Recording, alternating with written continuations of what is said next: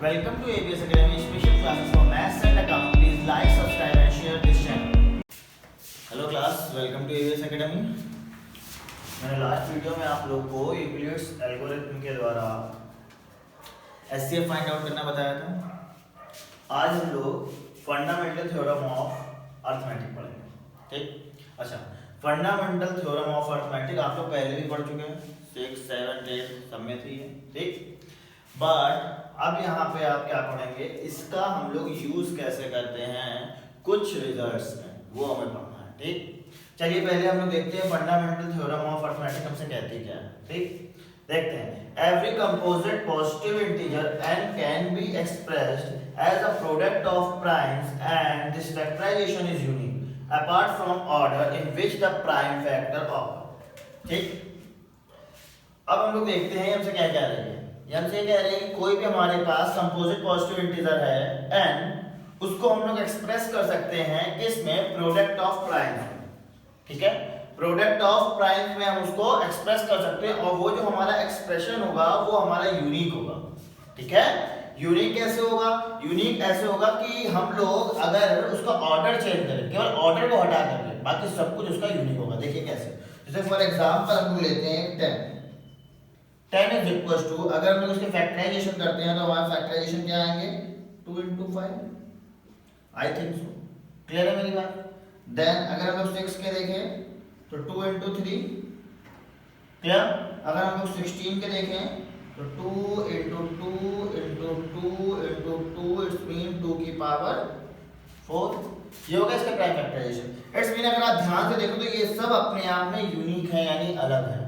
Clear है मेरी बात। तो जो भी हमारे पास कंपोजिट पॉजिटिव इंटीजर होगा, अगर हम उसका एक्सप्रेशन लिखेंगे, उसको एक्सप्रेस करेंगे किस में, प्रोडक्ट ऑफ प्राइम्स में, तो वो यूनिक होता है। ये हमें क्या कहते हैं, फंडामेंटल थ्योरम ऑफ अर्थमेटिक हमसे कहती है। हम एक दो एग्जांपल और देख सकते हैं, जैसे फॉर एग्जांपल लेट करो हम 50 का कर रहे हैं, तो 50 का फैक्टराइजेशन होता है 2 into 5 into 5। क्लियर। अगर हम 25 का कर रहे हैं तो ये होता है 5 into 5। क्लियर।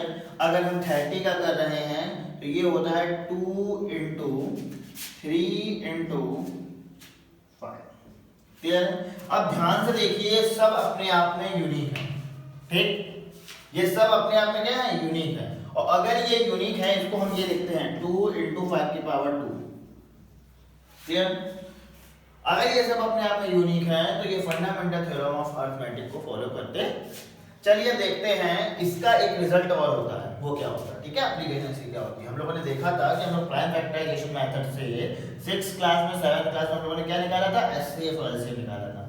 ठीक है, ये हम लोग निकाल चुके हैं ऑलरेडी। ठीक, एक बार हम लोग इसको रिकॉल करते हैं और फॉर्मूला देखते हैं। तो हम देखिए फॉर्मूला क्या होता है, HCF into LCM is equal to product of two natural numbers. इसका मतलब क्या है, इसका मतलब हमारे पास ये है कि हमारे पास अगर दो नंबर्स गिवन है, अगर उन दोनों का हम लोग एचसीएफ और एलसीएम निकाल लें तो वो दोनों नंबर्स के मल्टीपल के बराबर होता है। ठीक, चलिए एक एग्जांपल के थ्रू हम लोग इसको समझते हैं, इस रिजल्ट को समझते हैं। तो हमारे पास एग्जांपल दिया हुआ, find the HCF of 96 and 404 by prime factorisation method, hence find their LCM. Okay, तो पहले हमें क्या निकालना है, प्राइम फैक्टराइजेशन मेथड से 96 and 404 का एचसीएफ फाइंड आउट करना है। चलिए 96 का हम लोग सबसे पहले क्या करें, प्राइम फैक्टर करना है। ठीक, प्राइम फैक्टर है, कौन कौन से फैक्टर्स हैं, तो देखिए 96 का हम फैक्टर निकालते हैं सबसे पहले।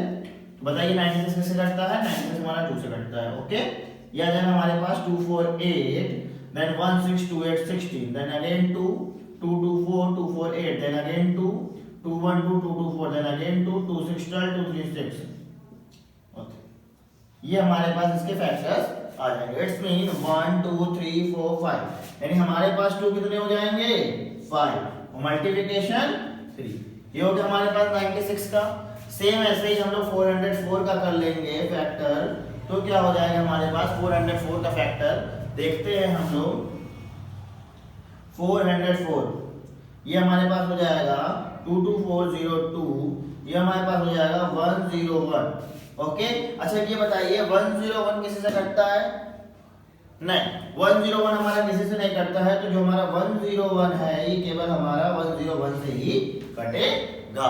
इट्स मीन ये प्राइम नंबर है, दैट्स व्हाई किसी से नहीं कटता। तो हमारे इसके फैक्टर क्या हो जाएंगे 2 की पावर 2 into 101। ये हमारे पास फैक्टर्स आ गए। क्लियर है कोई चीज? अब देखते हैं हम लोग आगे क्या करेंगे इसका। अब हम लोग आगे देखेंगे कि इसमें कौन कौन से ऐसे प्राइम फैक्टर्स हैं जो कॉमन आ रहे हैं, जो दोनों में हैं। ठीक है, तो अब निकालते हैं हम लोग कि HCF ऑफ 96, 404 क्या होगा। ठीक, निकाला जाए। तो ध्यान से देखिए, इसमें कितने 2 आ रहे हैं 5, 3 कितने आ रहे हैं 5, इसमें कितने 2 आ रहे हैं 2 और 101 8। क्लियर है मेरी बात? अच्छा, कॉमन कितने, तो देखिए इसमें 5 है, इसमें 2 आ रहा है। ठीक, तो अगर हम इसको लिखना चाहें तो इसको हम ये भी तो लिख सकते हैं 2 की पावर 2 into 2 की पावर 3 into 3। बात समझ में आ रही मेरी? क्लियर है? तो यानी 2 की पावर 2 इसमें भी आ रहा है, 2 की पावर 2 इसमें भी आ रहा है, तो हमारे पास HCF जो आ जाएगा वो क्या आ जाएगा 2 की पावर 2। इट्स मीन इन दोनों का HCF क्या हो जाएगा 4 हो जाएगा। क्लियर है मेरी बात?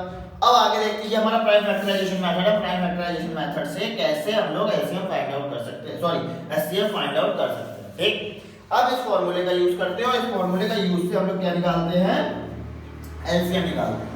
ठीक है, तो हमारे पास फॉर्मूला क्या था, हमारा फॉर्मूला था HCF into LCM is equals to product of natural numbers.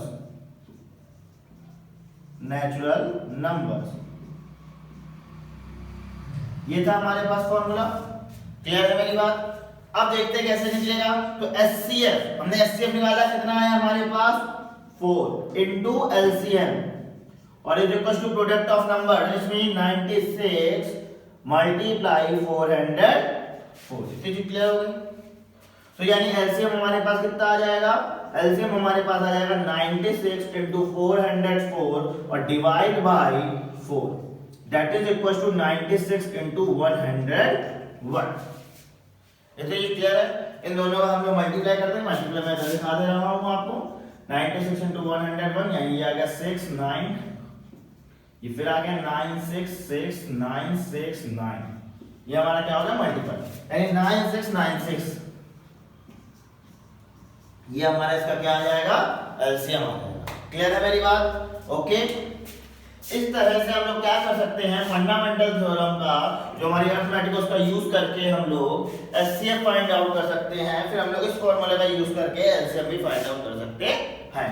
अब हम लोग देखते हैं इस थ्योरम पे कुछ और रिजल्ट्स हैं, वो रिजल्ट्स क्या हैं। ठीक, तो देखते हैं हम लोग, ये हमारा रिजल्ट लिखा हुआ है, if A and N are any natural number and P is the prime number such that P divides A की power N then P divides A। इसको समझते हैं, ये हमसे कह रहा क्या रहा है, ये हमसे ये कह रहा है कि लेट करिए अगर हमारे पास कोई नंबर लिखा हुआ है 5 की पावर 5, सॉरी लिखा हुआ 10 की पावर 5, ये हमारे पास लिखा हुआ है 10 की पावर 5 और हमसे ये कहा जाए 10 की पावर 5 को जब हम 2 से डिवाइड करते हैं तो ये डिवाइड हो जाता है, ये कहा जाता है।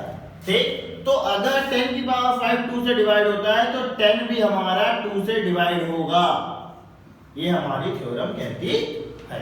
अगर 10 की पावर 5 2 से डिवाइड होगा तो 10 भी 2 से डिवाइड होगा। मींस टू से दैट अगर p डिवाइड करेगा a की पावर n, यानी a की पावर n डिवाइड होगा p से, तो a भी डिवाइड होगा p से। क्लियर है मेरी बात? चलिए इसका एक एग्जांपल हम लोग फिर समझते हैं, आगे बढ़ते हैं थोड़ा सा, देखते हैं क्या है। एग्जांपल लिखा हुआ है सामने, शो दैट 21 की power n can not and with the digits 0, 2, 4, 6, 8 for any natural number n। Clear है मेरी बात? अच्छा, आप लोगों ने 6th क्लास में पढ़ा होगा कि ऐसी डिजिट्स जो एंड होती हैं 0, 2, 4, 6, 8 वो किससे डिविजिबल होती हैं? वो डिविजिबल होती हैं 2 से। ठीक है, वो डिविजिबल होती हैं किससे? 2 से। तो अब अगर आप दिमाग लगाएं, थोड़ा कॉन्सेप्ट लगाएं, तो कॉन्सेप्ट हमसे ये कह रहा है कि अगर 21 की पावर n डिविजिबल होगा, 21 की पावर n सॉरी एंड होगा इन नंबर्स पे, तो वो डिविजिबल किससे होना चाहिए? 2 से। क्लियर है मेरी बात? इट्स मीन कि हमसे ऐसा कहना चाहता है कि हम लोग पहले लेट कर लें, लेट क्या कर लें, लेट कर लें 21 की power n can and with 21 की power n can and with, किससे एंड हो रहा है? 0, 2, 4, 6, 8।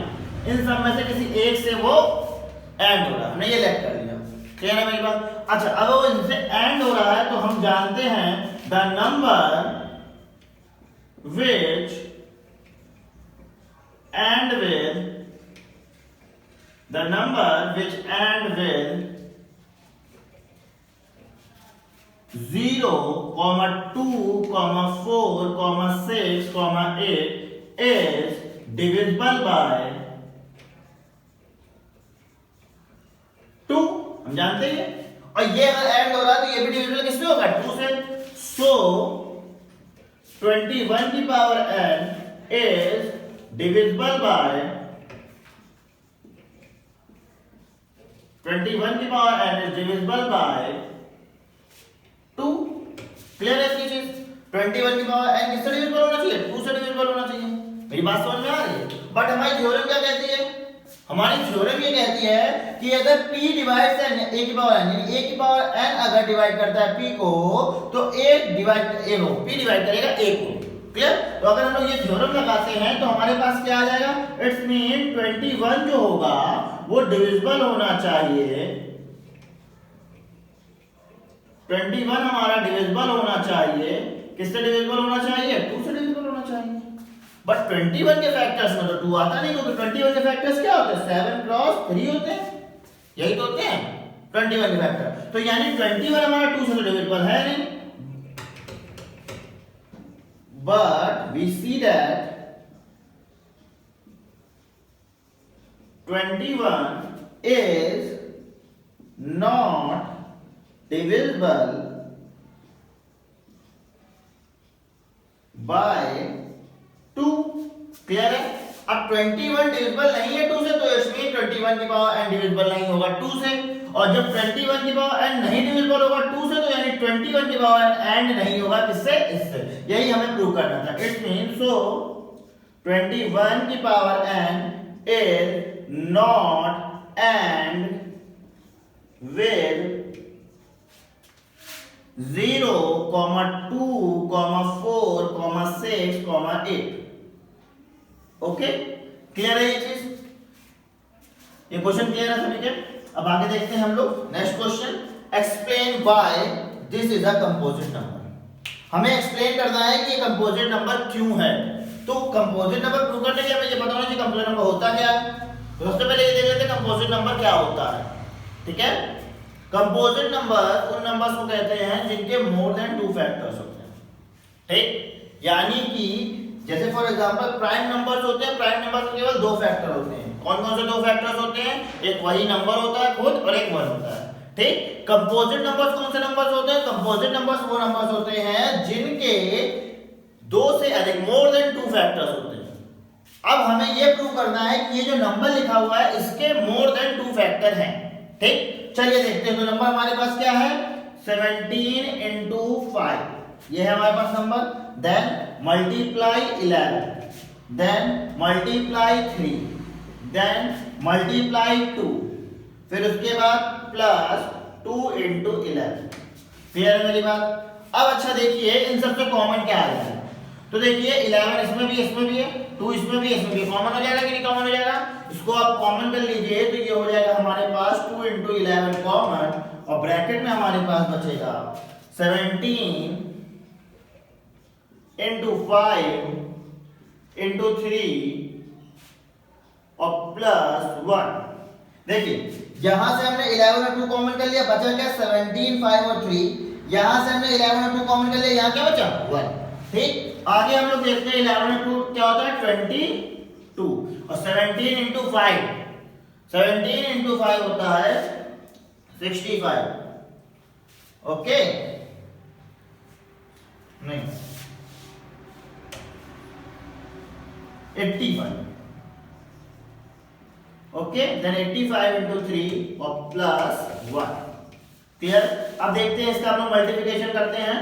ठीक, तो 85 into 3 कितना होता है? ये हो जाएगा 245, 315, यानी 255। 255 प्लस 1, ये हमारे पास आ जाएगा 22 इंटू 256। क्लियर है? इसका हमें मल्टीप्लिकेशन नहीं करना है, मल्टीप्लिकेशन नहीं करना, हमें खाली देखना है कि देखिए ये किसके मल्टीपल में है, दो नंबर्स हैं, एक 22 है, एक 256 है, यानी कि 1 तो इसका फैक्टर होगा क्योंकि 1 तो सभी नंबर्स का फैक्टर होता है, और दो फैक्टर हमारे पास एक्स्ट्रा आ गए। इट्स मीन इसके मोर देन 2 फैक्टर है, दैट्स व्हाई ये क्या है, कंपोजिट नंबर है। हमें इसमें और कुछ नहीं सॉल्व करना है, लिखना है the number has more than